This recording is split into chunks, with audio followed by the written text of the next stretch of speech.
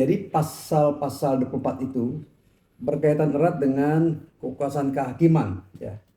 Pasal 24 ayat 1 dikatakan, kekuasaan kehakiman merupakan kekuasaan yang merdeka untuk menyelenggarakan peradilan guna menegakkan hukum dan keadilan. Kehakiman yang tidak merdeka bisa dipengaruhi misalnya oleh kekuasaan lain atau disuap dengan uang, maka dia tidak akan menciptakan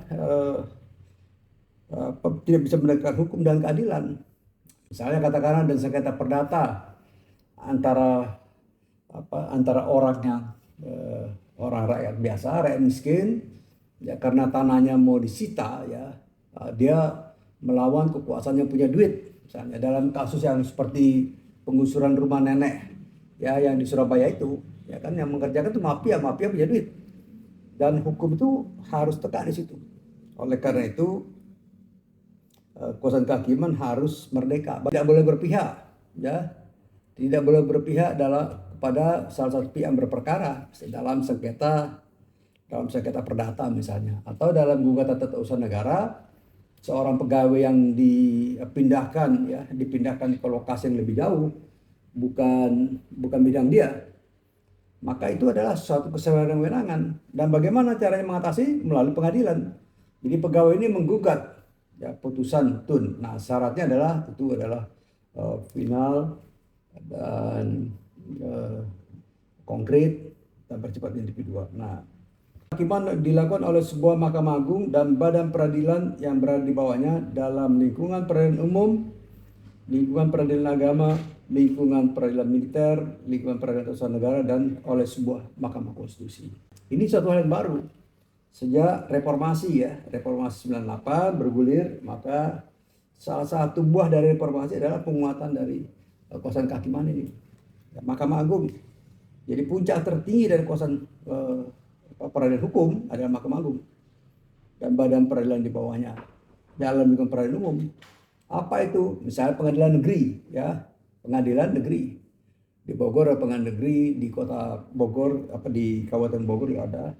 Pengadilan negeri ini berada pada wilayah setingkat kabupaten ke kota. Pengadilan tinggi itu ada ada di tingkat level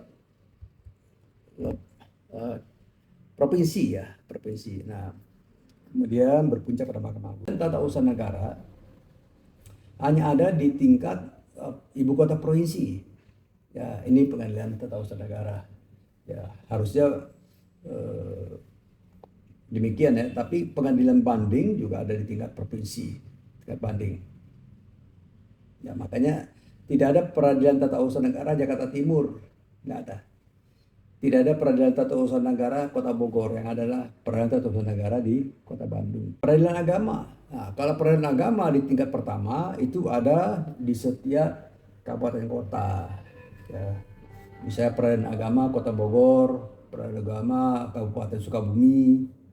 Ya. Dan kalau tidak puas atau merasa putusan itu tidak adil, maka bisa banding ke tingkat pengadilan tinggi agama yang ada di peradilan militer khusus dimaksudkan untuk anggota TNI, Tentara Nasional Republik Indonesia. Sebelum reformasi, polisi juga diadili di peradilan militer, tapi sekarang telah dipisahkan. Mahkamah Konstitusi. Artinya kalau sebuah Mahkamah Konstitusi, karena ini huruf besar, M-nya K-nya besar, maka itu adalah nomenklatur. Nah, Mahkamah Konstitusi adalah peradilan konstitusi ya, yang diatur dalam pasal 4C. Kemudian ayat 3 dikatakan, badan-badan lain yang fungsinya berkaitan dengan kekuasaan kehakiman diatur dalam undang-undang. Misal apa tuh? Misalnya Kejaksaan Agung, Kejaksaan, Kepolisian, dan sebagainya. Mengatur pada ayat pertama dikatakan, Mahkamah Agung berwenang mengadili pada tingkat kasasi, menguji peraturan perundang-undangan di bawah undang-undang, terhadap undang-undang, dan mempunyai wewenang lain diberikan oleh undang-undang. Jadi Mahkamah Agung adalah puncak dari peradilan hukum, peradilan perkara. Ya, tingkat kasasi. Nah, di mana-mana sama, di luar negeri sama. Menguji peraturan di bawah undang-undang terhadap undang-undang. Nah, ini misalnya peraturan pemerintah, ya, Apalagi peraturan presiden, peraturan wali kota, dan segala syarat menjadi hakim agung. Dia harus memiliki integritas dan kepribadian tidak tercela, adil, profesional, dan berpengalaman di bidang hukum. Nah, jadi dia harus memiliki integritas. Artinya dia punya komitmen kuat untuk menegakkan keadilan, tidak berpihak. Ya. Kemudian tidak tercelah, artinya tidak terima suap. Ya, adil dilihat dari putusannya, adil itu proporsional.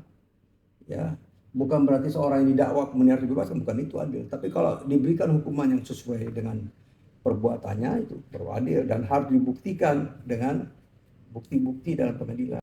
Profesional artinya dia bisa bekerja. Jadi seorang hakim agung itu harus bekerja memutus perkara. Walaupun dari kalangan akademisi misalnya, harus mampu memutus perkara. Kalau dikasih 10 sehari ya selesai 10. Nggak boleh tumpuk. Dan berpengalaman di bidang hukum. Ya, berpengalaman di hukum. Apa tuh? Misalnya dia pernah jadi hakim, mulai dari level bawah, level pengadilan negeri, naik pengadilan tinggi, ya, kemudian menjadi hakim pemilah, asisten hakim agung. Dan itu dari jalur karir.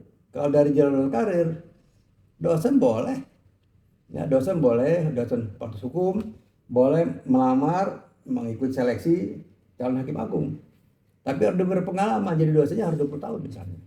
Ya, kadang-kadang dosen juga merangkap pengacara, bekerja di luar. Ya, jadi semua ukurannya harus 20 tahun. Calon hakim agung diusulkan Komisi Yudisial kepada Dewan Perwakilan Rakyat untuk mendapatkan persetujuan dan selanjutnya ditetapkan sebagai hakim agung oleh Presiden. Jadi Komisi Yudisial seperti sekarang ini sedang melakukan seleksi terhadap calon hakim agung. Ya, dengan berbagai macam tingkatan seleksi, dari mulai administrasi, ya cocok tidak dia, memenuhi kualifikasi juga, pengalaman. Berhasil ditetapkan oleh Komisi Yudisial, maka Komisi Yudisial mengajukan surat ke Dewan Perwakilan Rakyat untuk minta persetujuan ya terhadap calon usulkan. Ini penting nih, ya kan? Dan di situ letak kemudian setelah DPR akan setuju, kemudian DPR menulis surat kepada Presiden ya untuk dibuatkan keputusan Presiden pengangkat. Kenapa Presiden? Dalam hal ini Presiden bertindak sebagai kepala negara. Ya.